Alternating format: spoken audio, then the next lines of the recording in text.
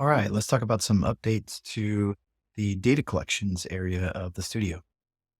So to access data collections, we're going to go up to the new project menu. With this update, we've split out the users table from the normal data collections list. And that's because they have specific security settings around them that are different than normal data collections. And it gives you easier access to them as well. In data collections, we have a few updates. First one we'll talk about is what we call collection relationship fields. So in this project, I have two data collections here for vehicles and vehicle types.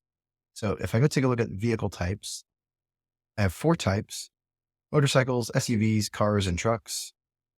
And if we go now into the vehicles collection, we can see that this field is of collection relationship type. So you can see the icon here for collection relationship.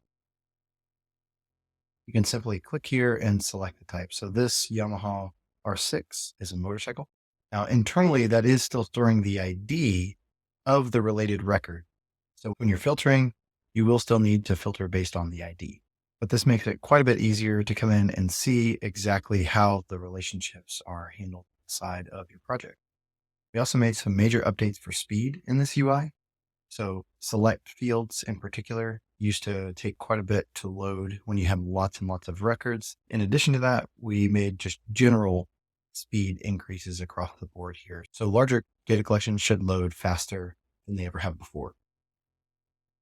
And the last thing to note here, in addition to the record count that we've always had, there's also now the collection size. So each collection has an overall size to it. And you can see single records are very small. These three records combined are 0.0014 megabytes, the literal size of the entity stored inside of the database. So that's it for the updates to the new collections area in Bildr. Thanks for watching.